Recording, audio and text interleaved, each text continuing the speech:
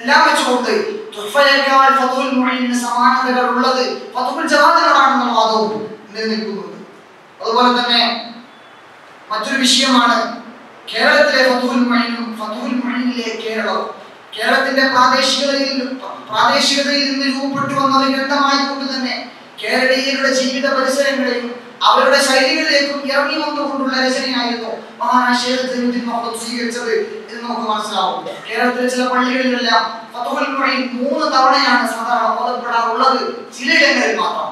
ആദ്യമായി ഫതുഹുൽ മുഈൻ മാത്രം ഓതും. രണ്ടാമത്തെ ഘട്ടം ഫതുഹുൽ മുഈൻ ഇആനത്ത് തർശീഹ് എന്നീ 2 ഗ്രന്ഥങ്ങൾ ഒന്നിച്ചുകൊണ്ട് പാരായണം ചെയ്യപ്പെടും. മൂന്നാമതൊരു തവണ ഫതുഹുൽ മുഈനും ഇആനത്തും തർശീഹും കൂടെ മഅലിയും തുഹ്ഫയും അതുപോലെ മുഗ്നിയുമെല്ലാം ഒന്നിച്ചുകൊണ്ടുള്ള ഒരു വിശാലമായ ഓത്ത്, ഇങ്ങനെ 3 തവണ ഫതുഹുൽ മുഈൻ ഓതിയതായിട്ട് ചില പള്ളികളിൽ നമുക്ക് കാണാൻ സാധിക്കും. അതുപോലെ തന്നെ നമ്മുടെ നാടുകളിലൊക്കെയുള്ള ചില സാധാരണക്കാർ, ആലിമീങ്ങളൊന്നുമല്ലാത്ത സാധാരണക്കാർ, അവർ പള്ളികളിൽ വന്നുകൊണ്ട് നമ്മുടെ ഉസ്താദുമാരിൽ നിന്ന് ഫതുഹുൽ മുഈൻ പഠിക്കുന്ന ഒരു സമ്പ്രദായം ചില സ്ഥലങ്ങളിൽ നമുക്ക് കാണാൻ സാധിക്കും.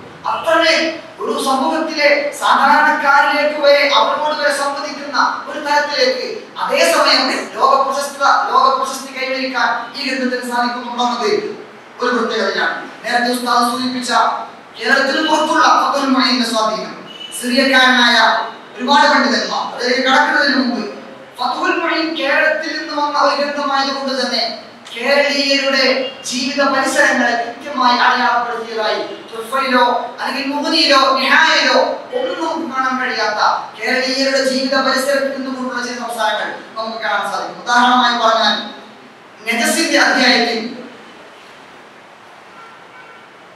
മഴയിൽ നിന്ന് സംരക്ഷണം ലഭിക്കാൻ വേണ്ടി വീടുകളുടെ മേൽക്കൂരയായി ഉപയോഗിക്കുന്ന തെങ്ങോലകളിൽ കാണുന്ന നജസ് പ്രശ്നമല്ല. തെങ്ങോലകൾ കൊണ്ട് നിർമ്മിച്ച വീടുകളിൽ ആ തെങ്ങോലകളിൽ കാണുന്ന നജസ് പ്രശ്നമല്ല എന്ന ഫതുഹുൽ മുഈനിന്റെ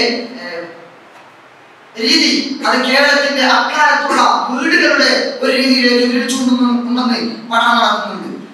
അതേപോലെ തന്നെ 16-ാം നൂറ്റാണ്ടിൽ മലബാറിലെ മിക്ക വീടുകളുടെ മേൽക്കൂരകൾ തെങ്ങോലകളായിരുന്നു എന്ന പ്രമുഖ പോർച്ചുഗീസ് അപ്പോത്തിഗരി ടോമി പിവൻസിന്റെ വിശദീകരണം നമ്മളിനോട് ചേർത്ത് വായിക്കേണ്ടതാണ്. അതുപോലെ തന്നെ ഖലാഇന്റെ അധ്യായത്തിൽ നമുക്ക് കാണാൻ സാധിക്കും, ഫതുഹുൽ മുഈനിൽ കാണാം, ഒരു ഭരണാധികാരിയോ പ്രമാണിയോ ഖലാഇൽ അനർഹനെ നിയമിച്ചാൽ അത് നടപ്പാകും എന്ന് പറയുമ്പോൾ ശൈഖ് സൈനുദ്ദീൻ മഖ്ദൂം നമ്മളവിടെ പറയുന്നുണ്ട്, വലൗ കാന കാഫിറ, അദ്ദേഹം മുസ്ലിം അല്ലാത്ത ആളാണെങ്കിലും എന്ന ഒരു പ്രയോഗം അവിടെ ശ്രദ്ധേയമാണ്. അത് നമ്മുടെ കേരളത്തിലെ സാമൂതിരി രാജാക്കന്മാരെ കൂടി ഉൾപ്പെടുത്തിക്കൊണ്ടുള്ളതാവണം എന്നാണ് നമുക്ക് മനസ്സിലാകുന്നത്.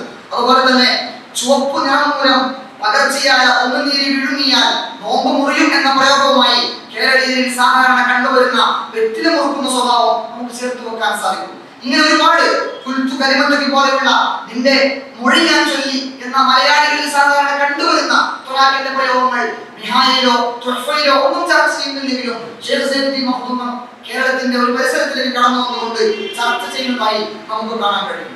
ഈ ഫതുഹുൽ മുഈനിന്റെ സ്വാധീനം കേരളത്തിന് പുറത്തും ഒരുപാട് നമുക്ക് കാണാം. പ്രമുഖ സിറിയൻ പണ്ഡിതനായ ഷെയ്ഖ് മുഹമ്മദ് ഷുഖൈർ, അദ്ദേഹമാണ് നേരത്തെ ഉസ്താദ് പറഞ്ഞ സിറിയയിലെ ജാമിഉ ഉമവിയിൽ ഫതുഹുൽ മുഈൻ പഠിപ്പിക്കുന്നത്. അതുപോലെ തന്നെ പ്രമുഖ പണ്ഡിതനായ സിറിയയിൽ തന്നെ പ്രമുഖ പണ്ഡിതനായ ഷെയ്ഖ് റുഷ്ദി സലീം അൽ ഖലം എന്ന് പറയുന്ന വ്യക്തി, അദ്ദേഹത്തിന്റെ ക്ലാസുകൾ ഓൺലൈനിൽ അവൈലബിൾ ആണ്.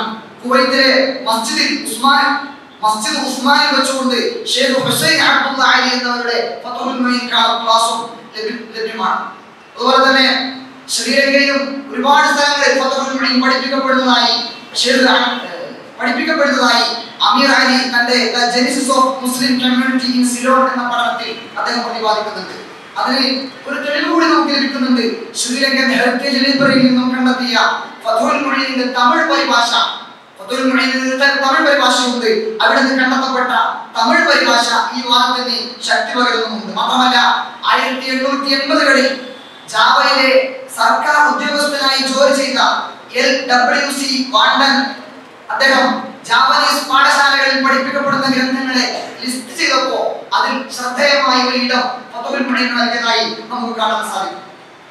മാത്രമല്ല കിഴക്കൻ ആഫ്രിക്കയിലെ ഒരുപാട് പ്രദേശങ്ങളിൽ ഫതുഹുൽ മുഈൻ വൻ സ്വാധീനം നേടിയതായി നമുക്ക് മനസ്സിലാക്കാൻ സാധിക്കും.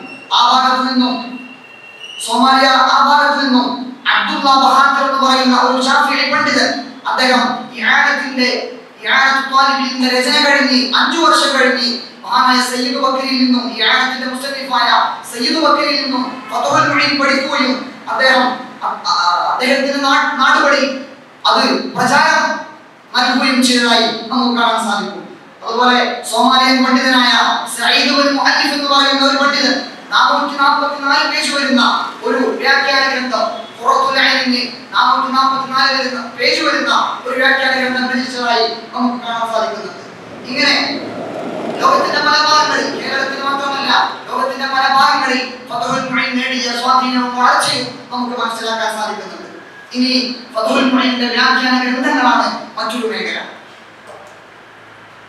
ഫത്ഹുൽ മുഈന്റെ മതനായ ഖുറത്തുൽ ഐനിനെ അനുബന്ധമായി 2 വ്യാഖ്യാന ഗ്രന്ഥങ്ങളാണ് വിരചിതമായിട്ടുള്ളത്. ഒന്ന് നിഹായത്തുൽ സൈൻ ഫീ ഇർശാദിൽ മുർതദഈൻ എന്ന ഗ്രന്ഥമാണ്. ഇന്തോനേഷ്യയിലെ ജാവ സ്വദേശി മുഹമ്മദ് ബിൻ അലി അൽ നവവി എന്ന് പറയുന്ന പണ്ഡിതനാണ് ഖുറത്തുൽ ഐനിൽ ഈ വ്യാഖ്യാന ഗ്രന്ഥം രചിച്ചിട്ടുള്ളത്.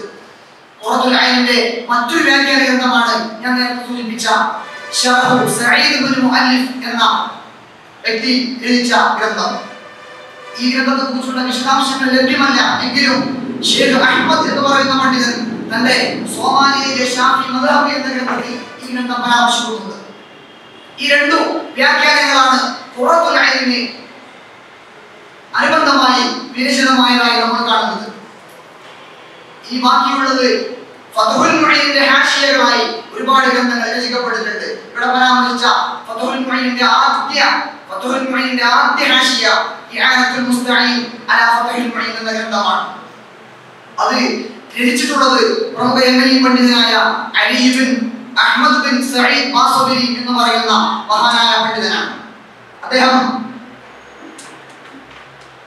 ഫത്ഹുൽ മുഈന്റെ ഏകദേശം 2 വാല്യങ്ങളിലായി 913ഓളം പേജുകൾ ഉൾക്കൊള്ളുന്ന ഗ്രന്ഥമാണ് അദ്ദേഹത്തിന്റെ ഈ ഗ്രന്ഥം. അത് അടുത്ത കാലത്ത് ബഹുമാനപ്പെട്ട കേരളത്തിലെ പ്രമുഖ പണ്ഡിതൻ സാലിം റുഹാനി അതിന്റെ 1ാം ഭാഗം പുറത്തിറക്കിയതായി നമുക്ക് കാണാൻ സാധിക്കുന്നുണ്ട്. അതുപോലെ പല ലൈബ്രറികളിലും അത് സൂക്ഷിക്കുന്നുണ്ട്. രണ്ടാമതായി നമുക്കിടയിൽ പ്രചാരം നേടിയ ഫത്ഹുൽ മുഈന്റെ ഹാഷിയാണ് ഇആനത്തുൽ ത്വാലിബീൻ എന്ന നമുക്ക് പരിചയമുള്ള ആ ഗ്രന്ഥം. ഫത്ഹുൽ മുഈൻ രചന കഴിഞ്ഞ് ഏകദേശം 315 വർഷങ്ങൾക്ക് ശേഷമാണ് ഇആനത്ത് രചിക്കുന്നത്. ചില നാടുകളിലൊക്കെ ഇആനത്ത് അറിയപ്പെടുന്നത് ഖൂത്തുൽ മുഹ്താജീൻ ഇലാ ഇബറാസി ദഫായിൽ ഫത്ഹുൽ മുഈൻ, അതുപോലെ ഇത്ഖാറുൽ മുഫ്തി ഫീ ബയാനി മആനി ഫത്ഹുൽ മുഈൻ എന്ന പേരിലാണ് ഇആനത്തുൽ മുസ്തഈൻ പല നാടുകളിലും അറിയപ്പെടുന്നത്. ഈ ഇആനത്തുമായി കേരളീയരായ നമുക്കും ചില ബന്ധങ്ങൾ നമുക്ക് കാണാൻ സാധിക്കും. ഇആനത്തുൽ മുസ്തഈൻ അറബി മലയാളത്തിലേക്ക് മൊഴിമാറ്റം നടത്തിയത് പ്രമുഖ മലയാളി പണ്ഡിതനായ ചാലകത്ത് അബ്ദുള്ള മൗലവി എന്ന് പറയുന്ന ഒരു പണ്ഡിതനാണ്. അദ്ദേഹം അറബി മലയാളത്തിലേക്ക് ഇആനത്തുൽ ത്വാലിബീനെ മൊഴിമാറ്റം ചെയ്തതായി നമുക്ക് കാണാൻ സാധിക്കുന്നുണ്ട്. അതുപോലെ സയ്യിദ് ബക്കറിയുടെ ഇആനത്തിന്റെ മുസന്നിഫായ സയ്യിദ് ബക്കറിയുടെ ഹറമിലെ ഗുരുനാഥന്മാരിൽ ഒരു മലയാളിയായ കോടഞ്ചേരി അഹമ്മദ് മുസ്ലിയാർ എന്ന് പറയുന്ന ഒരു മലയാളി സാന്നിധ്യം നമുക്ക് കണ്ടെത്താൻ സാധിക്കുന്നുണ്ട്. അതുപോലെ മൂന്നാമതായി കേരളേതര സമൂഹത്തിൽ നിന്ന് ഫത്ഹുൽ മുഈനുമായി ബന്ധപ്പെട്ട് വന്ന വ്യാഖ്യാനമാണ് തർശീഹുൽ മുസ്തഫീദീൻ ബിതൗശീഹ് ഫത്ഹുൽ മുഈൻ. Ali bin Ahmad bin Abdurrahman Assaqaf എന്ന മഹാനായ പണ്ഡിതനാണ് തർശീഹിന്റെ ഗ്രന്ഥകർത്താവ്. അദ്ദേഹം ഈ ഗ്രന്ഥം രചിക്കാനുള്ള കാരണം അദ്ദേഹത്തിന് ഫത്ഹുൽ മുഈൻ അധ്യാപനം നടത്താൻ അവസരം ഉണ്ടാവുകയും അതിനുവേണ്ടി ചില കുറിപ്പാത്തുകളെല്ലാം ഒരുമിച്ച് കൂട്ടിക്കൊണ്ട് അദ്ദേഹം ഫത്ഹുൽ മുഈന്റെ ഹാഷിയ രചിക്കാൻ ആഗ്രഹിച്ചുവെങ്കിലും പല കാരണങ്ങളാൽ അദ്ദേഹത്തിന് അതിലേക്ക് ഒരുങ്ങിയിറങ്ങാൻ കഴിഞ്ഞില്ല. അങ്ങനെ ഇരിക്കെയാണ് അദ്ദേഹം ഈ ഇആനത്ത് കാണുന്നത്.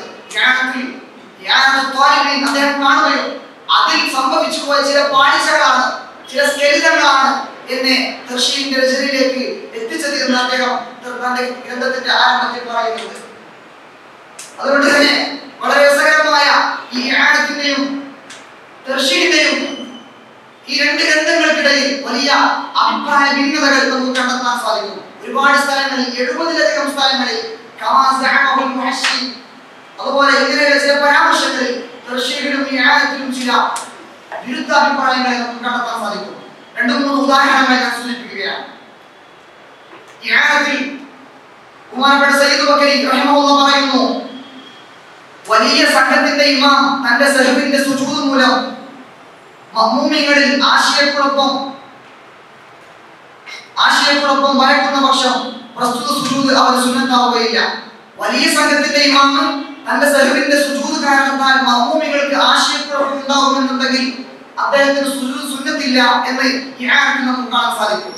അതേ സ്ഥലത്ത് തർശീഹ് നമ്മൾ നോക്കുകയാണെങ്കിൽ ബഹുമാനപ്പെട്ട സഹാബത്ത് നമ്മൾ തർശീഹിൽ പറയുന്നു, വലിയ സംഘത്തിന്റെ ഇമാം തന്റെ സഹബിന്റെ സുജൂദ് മൂലം മഅ്മൂമികളിൽ ആശയക്കുഴപ്പം ഭയന്നാലും അവന്റെ സുജൂദ് സുന്നത്ത് തന്നെയാണ്. ഇബ്നു ഹജർ തങ്ങൾ തന്റെ ഈ ആയത്തിൽ ഇത് വ്യക്തമാക്കിയിട്ടുണ്ട്.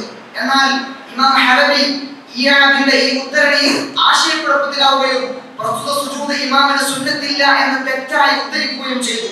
തുടർന്ന് അബ്ദുൽ ഹമീദ് ശർവാനിയും മിസ്രിലെ പല ഹാഷിയക്കാരും ഇമാം ഹലബി ഉദ്ധരിച്ചത് അതേപടി പകർത്തി. അവരിൽ നിന്നാണ് ഈ ഹാഷിയക്കാരന് അഥവാ ഈ ആയത്തിന് ഈ അഭിപ്രായം ലഭിച്ചത്. പക്ഷേ അവലംബം വ്യക്തമാക്കാതെയാണ് അദ്ദേഹം ഇത് വിശദീകരിച്ചിട്ടുള്ളത്. അതിനാൽ നീ ജാഗ്രത പുലർത്തണം. മേൽ പരാമർശിക്കപ്പെട്ട മുഴുവൻ പണ്ഡിതരും ഇമാം ഹലബിയുടെ ഗ്രന്ഥമാണ് അവലംബിച്ചതെന്ന് എന്റെ അടുത്ത് സ്ഥിരപ്പെട്ട കാര്യമാണെന്ന് തർശീഹിൽ നമുക്ക് കാണാൻ സാധിക്കും. അതുപോലെ ബാങ്ക് വിളിയുമായി ബന്ധപ്പെട്ട ചർച്ചയിൽ ഇആനത്ത് പറയുന്നുണ്ട്, ബാങ്ക് വിളിക്കുന്ന വേളയിൽ ചൂണ്ടുവിരൽ ചെവിക്കുഴിയിൽ വെക്കൽ സുന്നത്താണ്. ബാങ്ക് ഉച്ചത്തിലാക്കാൻ ഉദ്ദേശിക്കുമ്പോൾ മാത്രമാണ് ഇപ്രകാരം ചെയ്യേണ്ടതെന്ന് ഇബ്നു ഹജർ തങ്ങൾ പറഞ്ഞിട്ടുണ്ട്. പക്ഷേ ഈ പ്രസ്താവന അദ്ദേഹത്തിന്റെ തുഹ്ഫയിലോ ഫത്ഹുൽ ജവാദിലോ പരാമർശിച്ചിട്ടില്ല. മറ്റു ഗ്രന്ഥങ്ങളിലാവാനാണ് സാധ്യത എന്നാണ് ഈ ആയത്ത് പറയുന്നത്. അവിടെ തർശീഹ് പറയുന്നു, ഇബ്നു ഹജർ തങ്ങളുടെ പ്രസ്താവന ഫത്ഹുൽ ജവാദിൽ തന്നെയാണ്.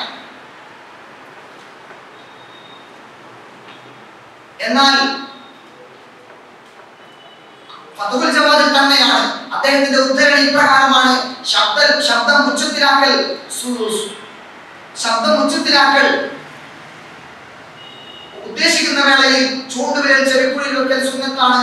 ഇത് കാണാത്തത് കൊണ്ടായിരിക്കാം ഹാഷിയക്കാരൻ അപ്രകാരം പറഞ്ഞത്.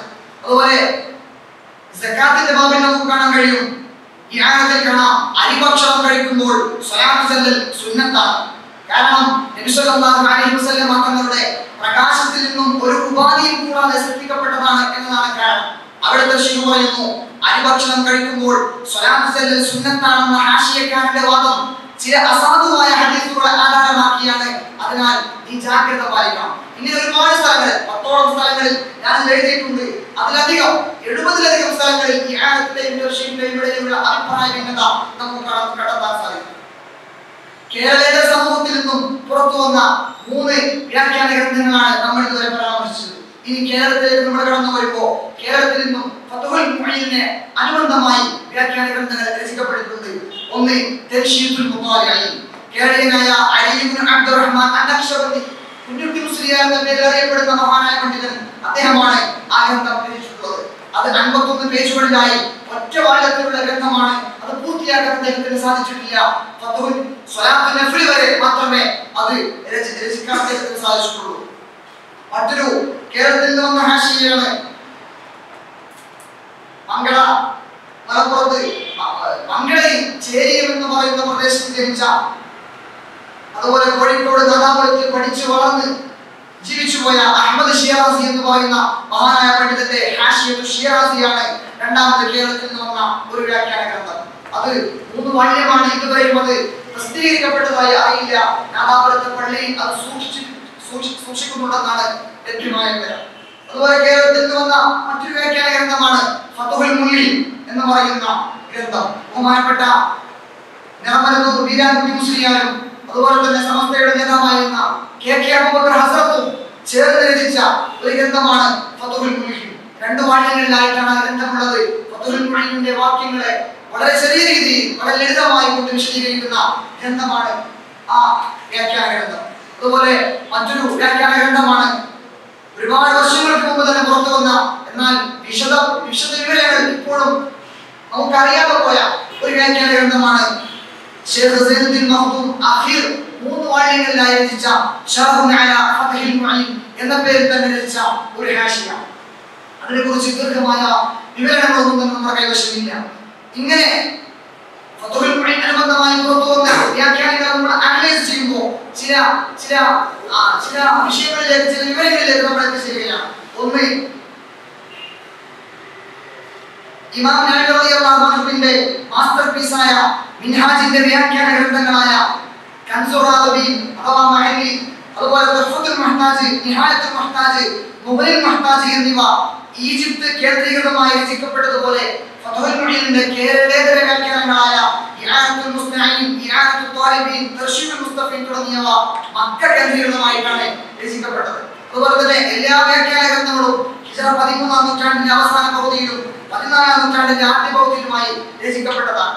ഹിജ്റ 15-ാം നൂറ്റാണ്ടിൽ ഫത്ഹുൽ മുഈനിന് ഹാഷിയ രചിക്കപ്പെട്ടതായി അറിവില്ല. എങ്കിലും ഇന്ന് ജീവിച്ചിരിക്കുന്ന പ്രമുഖ പണ്ഡിതൻ ചേരക്കാട് കുഞ്ഞാലി മുസ്ലിയാർ അദ്ദേഹം ഫത്ഹുൽ മുഈനിന് ഒരു ഹാഷിയ രചിച്ച് കൊണ്ടിരിക്കുന്നതായി ചില ഗ്രന്ഥങ്ങളിൽ നിന്ന് അറിയാൻ സാധിച്ചു. പൂർത്തിയാക്കിയിട്ടുണ്ടോ ഇല്ലേ എന്ന വിഷയം അറിയില്ല. അതുപോലെ തന്നെ ഹാഷിയകളും വ്യാഖ്യാനങ്ങൾക്കും ഒക്കെ പുറമെ ഫത്ഹുൽ മുഈൻ അനുബന്ധമായി മറ്റു ചില ഗ്രന്ഥങ്ങൾ നമുക്ക് കാണാൻ സാധിക്കും. അൻവർ അബ്ദുല്ലാഹ് ഫൽഫലിയുടെ അന്നദുൽ വഫീ ഫിൽ ഫിഖ്ഹി ശാഫിഈ, ഫത്ഹുൽ മുഈനിലെ അനന്തരാവകാശ നിയമങ്ങൾ പ്രതിപാദിക്കുന്ന വാടാനപ്പള്ളി മുഹമ്മദ് മുസ്ലിയാരുടെ മൻദൂമത്തു ഫറാഇൽ ഖുറത്തുൽ ഐൻ, അരീക്കൽ മുഹമ്മദ് മുസ്ലിയാരുടെ നദൂം ഖുറത്തുൽ ഐൻ, അതുപോലെ തന്നെ ഫത്ഹുൽ മുഈനിനെ സംഗ്രഹിക്കുന്ന കോടമ്പുഴ ബാബ മുസ്ലിയാരുടെ ഖുലാസത്തുൽ ഫിഖ്ഹിൽ ഇസ്ലാമി, അതുപോലെ ഫത്ഹുൽ മുഈനിൽ പരാമർശിക്കപ്പെട്ട പണ്ഡിതന്മാരുടെ ജീവിതം വിവരിക്കുന്ന ചേരക്കാട് കുഞ്ഞാലി മുസ്ലിയാരുടെ തന്നെ അൽ മുഹിമ്മ ഫി ബയാനിൽ അയിമ്മ അൽ മദ്കൂരി ഫി ഫത്ഹുൽ മുഈൻ തുടങ്ങിയ ഒരുപാട് ഗ്രന്ഥങ്ങൾ. അതുപോലെ തന്നെ മലയാളത്തിലെ പരിഭാഷകൾ ആദ്യമായി PK കുഞ്ഞിബാബ മുസ്ലിയാർ പാടുകയാണ് മലയാളത്തിലേക്ക് ഫത്ഹുൽ മുഈനെ പരിഭാഷ ചെയ്തിട്ടുള്ളത്. അതുപോലെ തുഹ്ഫത്തുൽ തമിലീൻ ഫി തർജമത്തി ഫത്ഹുൽ മുഈൻ എന്ന പേരിൽ അഹ്മദ് മുഹീദ്ദീൻ തമിഴ് ഭാഷയിലേക്കും കർണാടക സ്വദേശി മുഹമ്മദ് ഹനീഫ് ദാരിമി കന്നഡ ഭാഷയിലേക്കും, കന്നഡ ഭാഷയിലെ പരിഭാഷ ദാറുൽ ലൈബ്രറിയിൽ ലഭ്യമാണ്. അതുപോലെ ഡോക്ടർ അലി അസ്അദ് ഇന്തോനേഷ്യയിലേക്കും ഷെയ്ഖ് ഉസ്മാൻ മഹദി മലായി ഭാഷയിലേക്കും ഫത്ഹുൽ മുഈനെ ട്രാൻസ്ലേറ്റ് ചെയ്തതായി നമുക്ക് കാണാൻ സാധിക്കും. ഇതിന് പുറമെ ഒന്നിലധികം മലായി ഭാഷയിലേക്കും ഇന്തോനേഷ്യൻ ഭാഷയിലേക്കും ഒക്കെ ഒന്നിലധികം ട്രാൻസ്ലേഷനുകൾ സംഘമായും ഒറ്റക്കായും ചെയ്ത പണ്ഡിതന്മാരെ നമുക്ക് കാണാൻ സാധിക്കും. അതുകൊണ്ട് തന്നെ ഇവിടെ നമ്മൾ മനസ്സിലാക്കേണ്ടത്, ഒരു കേരളീയനായി ജനിച്ച ഒരു പണ്ഡിതൻ വിശ്വത്തോളം തന്റെ ഈ ഒരു ഗ്രന്ഥം കൊണ്ട് വളരാൻ സാധിച്ചു എന്ന് നമുക്ക് മനസ്സിലാവും. അതുകൊണ്ട് തന്നെ വരും ഭാവിയിൽ പുതിയ കർമ്മശാസ്ത്രത്തിന്റെ മേഖലകളിലേക്ക് ഇറങ്ങി ചെന്നുകൊണ്ട് പല ആധുനിക സമസ്യകളുടെ തത്ബീഖാത്തുകളെല്ലാം ഉൾച്ചേർത്തുകൊണ്ട് ഒരു പുതിയ ഗ്രന്ഥം രചിക്കാൻ കഴിവുള്ളവർ മുന്നോട്ട് വരണം. ആ ഗ്രന്ഥം ഫത്ഹുൽ മുഈനെ പോലെ കാലാന്തരങ്ങളിലൂടെ, നൂറ്റാണ്ടുകളിലൂടെ നമ്മൾ രചിക്കുന്ന ഗ്രന്ഥത്തിൽ സഞ്ചരിക്കാൻ അതിനു മാത്രം കഴിവുള്ള, പ്രാപ്തിയുള്ള ഒരു ഗ്രന്ഥത്തിന്റെ രചന, അതിലേക്ക് നമുക്ക് ഈ ഫത്ഹുൽ മുഈനിന്റെ ഈ സ്വാധീനം നമ്മെ പ്രേരിപ്പിക്കണം. അല്ലാഹു അനുഗ്രഹിക്കട്ടെ. ഇൽമി മേഖലയിൽ നിറഞ്ഞു നിൽക്കാനും നമ്മുടെ ജീവിതകാലത്ത് അല്ലാഹുവിന്റെ പരിശുദ്ധമായ ദീനിനു വേണ്ടി ആത്മാർത്ഥമായി കൊണ്ട് ഖിദ്മത്തുകൾ നിർവഹിക്കാനും അല്ലാഹു നമുക്ക് തൗഫീഖ് നൽകട്ടെ എന്ന് പ്രാർത്ഥിച്ചുകൊണ്ട് വആഖിറു ദഅവാനാ അൽഹംദുലില്ലാഹി റബ്ബിൽ ആലമീൻ. വസ്സലാമു അലൈക്കും വറഹ്മത്തുള്ളാഹി വബറകാതുഹു.